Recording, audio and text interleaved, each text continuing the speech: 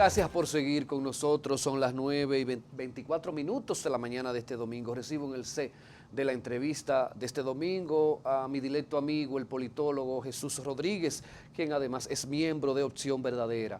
Opción Verdadera es el movimiento creado por Víctor Suárez. Buenos días. ¿Cómo te sientes, Jesús? ¿Todo bien? Todo bien. Hoy un día especial también, Sí. que se celebra el Día de las Madres.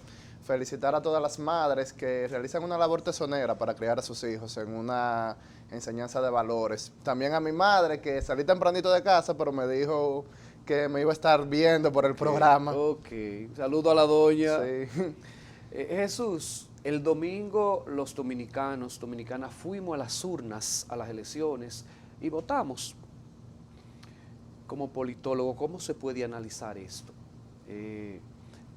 Ha sido una sorpresa, fue ordenada, no hubo ningún tipo de situación, no hubo incidente, aunque la oposición ha denunciado sí que hubo boletas premarcadas, que se instalaron carpas y ese tipo de cosas, pero como politólogo, ¿cómo ve el comportamiento de la ciudadanía? El proceso se liberó de manera muy organizada, incluso con la última resolución que había lanzado la Junta prohibiendo la publicidad en los recintos y la instalación de las carpas, que ya no podía haber nadie con un gafete, con un babero. El proceso pudo ser mucho más organizado. La policía militar estableció perímetros, no permitía que los carros estacionaran cerca de los recintos y eso hizo que el proceso fluyera. Ahora, la oposición queda reducida y por eso tal vez la crítica. Vemos una oposición que a quien mejor le va alcanza el 30% de los votos, pero a quien peor le va alcanza un 10%. Y eso debe de llamar a una retroinspección interna de esos partidos. Pues vemos una fuerza del pueblo que se fortaleció con respecto al otro proceso. Sin embargo, vemos un PLD que de tener 73 diputados en el 2020 queda reducido a 14, pero es por un mal manejo. Pero de quedar con un 35% en lo que fue su peor momento, ahora queda en un 10%. Entonces, eso debe de llamar a que ellos hagan un análisis interno. ¿Qué están haciendo y en qué están fallando? Porque ya no están conectando con la sociedad, ya no van acorde a esos lineamientos. Pero Jesús, ¿no es peligroso tanto poder para el gobierno, tantos diputados, tantos senadores? ¿Esto no es peligroso, que el gobierno tenga todo en su poder, en sus manos? Mira, para eso está la mayoría calificada en el Congreso, y es que cuando hay temas que son de vital importancia, por ejemplo, como para la reforma que se debe de introducir, el voto ya no es solamente la mayoría simple, sino que se debe de optar por las 2/3 partes. ¿Por qué se hace esto? Es justamente para que se pueda consensuar con esas minorías. Aunque esos partidos de oposición se han visto reducidos, ha sido por una desconexión que hayan tenido con la realidad social del pueblo dominicano. Aún así, en el Congreso, en la Cámara de Diputados, en el Senado, tienen sus representantes. Y al final, cuando hayan temas de vital importancia que se deban de tocar, ellos van a tener voz, van a tener voto. Aunque hay un control que es prácticamente absoluto, porque tienen una mayoría mecánica del partido de gobierno y sus aliados, aún así, esa oposición reducida tiene uno que otro representante. Ahora, ellos tienen que hacer su labor, ellos tienen que trabajar. Jesús, hay quienes proponen la eliminación de tantos partidos y sobre todo cuestionan la cuota que entrega la Junta. Y ponen como ejemplo, bueno, en Estados Unidos tenemos 2 partidos y en Estados Unidos esos partidos tienen que buscarse su dinero. ¿Cuál es tu opinión con relación a esto? Aquí se le da mucho dinero a los partidos. Sí, mira, la democracia lamentablemente es algo costoso y lo que fortalece la democracia son esos sistemas de partido. Cuando hacemos el análisis con Estados Unidos podemos ver que allá empresas financian candidatos y le otorgan mucho dinero. Hay una serie muy buena que es basada en un caso de un hecho real, se llama Dopesick, y habla sobre cómo una farmacéutica crea un medicamento a base de una droga, una codeína, y justamente por la financiación que tiene a los diputados, a los senadores, a los entes políticos, logra que la FDA se la apruebe como un medicamento de uso común, sin prescripción médica. Y eso hace que con el paso del tiempo Estados Unidos comienza una epidemia de las drogas, que aún hoy en día mantiene. No critico el financiamiento que hay desde la Junta hacia los partidos, porque es algo necesario en el sentido de que le crea un poco de más independencia a esas personas que ocupan los cargos selectivos. Sin embargo, el candidato al final también tiene que buscar recursos propios, porque esos recursos también son mínimos. Hablamos de que un partido mayoritario termina recibiendo a veces 800 millones, pero cuando llega el tiempo de campaña son 190 diputados que tiene, son 32 senadores, es la campaña presidencial, son los alcaldes que son 158, son los regidores. Entonces, al final, esos fondos no es que se pueden distribuir tampoco de una manera en la que pueden ser útiles para los candidatos. Y con relación, Jesús, estoy hablando con Jesús Rodríguez, politólogo, tratando el tema de las elecciones, con relación a las elecciones municipales presidenciales. Creemos que es doble gasto. ¿Por qué eso no se unifica mejor y hacemos un gasto? En su momento se separó en el constituyente del 2010 para separar la influencia de la figura presidencial de los alcaldes. Entonces, ese era el objetivo. Ciertamente es un doble gasto en el sentido de que la Junta tiene que preparar un proceso para febrero de alcaldes y de regidores y luego en mayo ahí mismo tenemos otro proceso. Sin embargo, el objetivo principal era separar esa influencia. Podemos ver que cuando se unificó en el 2016, los niveles de votación fueron prácticamente históricos. Hubo una participación de cerca de un 77%, pero es justamente porque todas las candidaturas estaban en un solo día siendo electas. Entonces, si es para separar ese predominio, porque la figura presidencial predomina mucho, tiene mucho peso en la sociedad dominicana, con ese objetivo fue una buena decisión. ¿Por qué la gente no quiere a votar, no se anima? Cada vez la abstención es más alta, más alta. Bueno, mira, en el escenario dominicano la participación electoral siempre ha sido, ¿cómo te digo? Ha tenido un nivel alto. Podemos ver que en los últimos procesos a nivel presidencial se habla de un 65 a un 70%.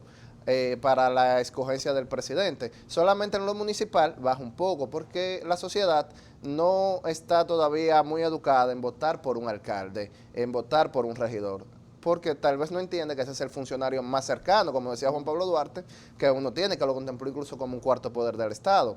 Pero a nivel presidencial siempre hemos tenido una participación de un 65 a un 70% en el padrón. Se vio reducida en pandemia, cuando solamente votó un 55%, y ahora que vota un 54.07% de la población. Hay una pequeña reducción. ¿Pero a qué se debe? Es un sistema de partido en el cual se ha visto un poco debilitado por el escenario que ha sido cambiante.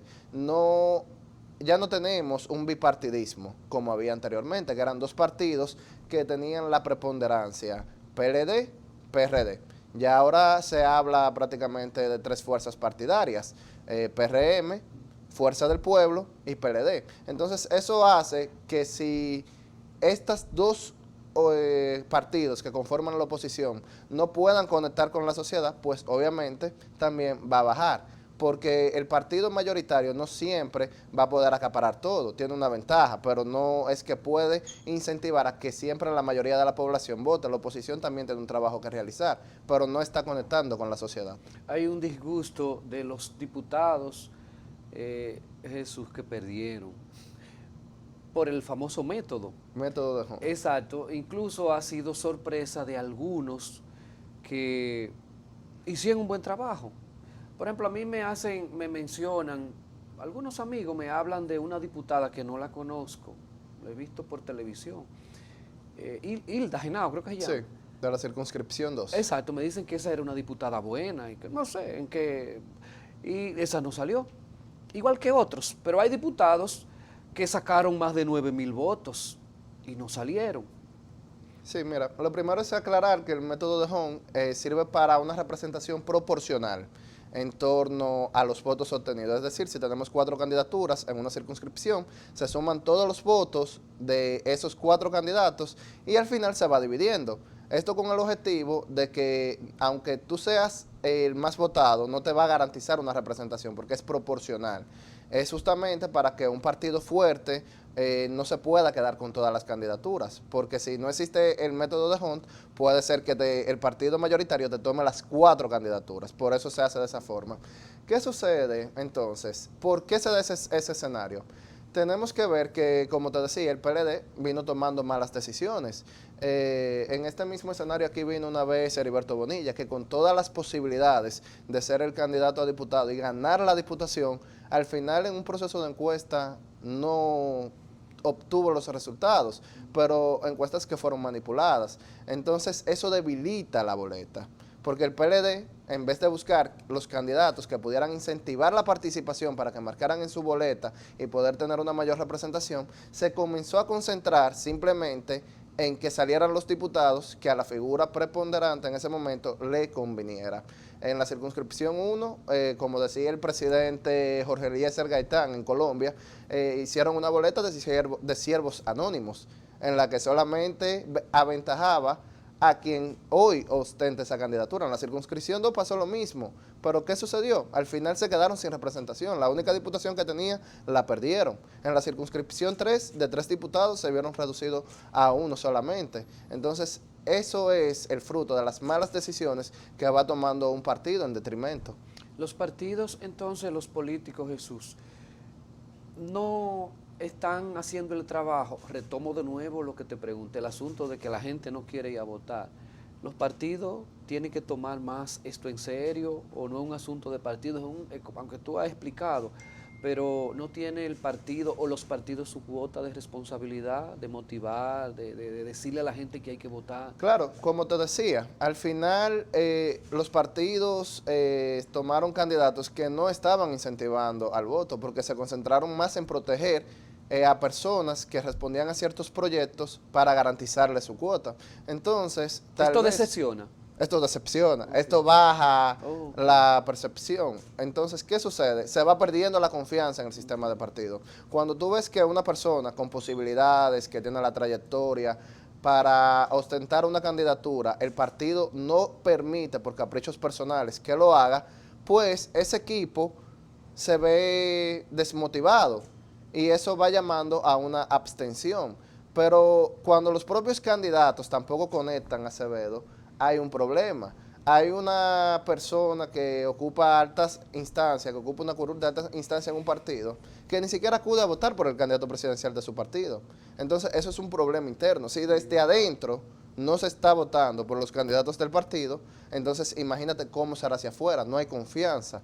Y esa desconfianza, el ciudadano común, simple, corriente, que va a trabajar desde las 7 de la mañana, que ve una entrevista en este canal, que ve las noticias, se siente más desmotivado aún, porque hay una desconfianza en general. Jesús, tú perteneces a Opción Verdadera, es el movimiento creado por Víctor Suárez. ¿Cómo le fue a ustedes? ¿Le fue bien? Vi que ustedes apoyaron a Ulises, Sí. ahí pasó bien, ¿verdad? Apoyaron a Daniel también. Sí. ¿Estaban con el gobierno? Sí, o sea, estamos en una alianza con el Partido Revolucionario Moderno. ¿Cómo le fue? Nos fue muy bien, nos tocó votar en la casilla de Dominicanos por el Cambio. Dominicanos por el Cambio tuvo un gran desempeño, se consolida como la fuerza, como el partido político de trayectoria que más votos aportó en la alianza al Partido Revolucionario Moderno. Pero, por ejemplo, en las municipales, de igual forma, fue el partido en Santiago que más votos aportó al triunfo de Ulises, quedando con 2.16% en el escenario. O sea, nos ha ido muy bien en eso, nos sentimos orgullosos. Ha sido por una labor tesonera de cada uno de los dirigentes de Opción Verdadera, que como movimiento a nivel nacional, encabezado por Víctor Suárez, hemos aportado un granito de arena para que desde Dominicanos por el Cambio se haya cumplido ese objetivo y al ver los resultados nos sentimos muy felices. Supongo que cuando se instale el nuevo gobierno, a Víctor hay que buscarle. ¿Para dónde va Víctor? Víctor será considerado, ha hecho una labor tesonera. Es muy trabajador, Sí. es un líder en Gurabo. Y a nivel nacional. Sí, pero sobre todo en Gurabo, esa zona se la ha echado encima para... Tiene grandes proyectos que se Sí. pueden mencionar, tiene ahí la gestión del Club Mambuiche, Sí. La policlínica que tienen, y ha hecho una labor tesonera, ha sido un representante a carta cabal durante sus 18 años como diputados. Y 18 años tú. Sí, 18 años Ok. como diputados, incluso superando su propio récord. En pandemia, que fue el peor momento del PLD, él rompe su récord y se convierte en el diputado más votado del PLD.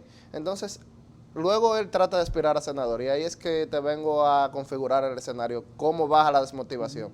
Una persona que tiene 18 años como diputado, que tiene todo para ser una figura potable dentro de su partido, para que la sociedad dominicana vote por él, aún el partido estando en sus pésimas, él decide darle su nombre, prestarle su nombre para esa candidatura. Al final, por caprichos personales de la alta cúpula, ponen a otra persona como candidato. Entonces eso crea desmotivación.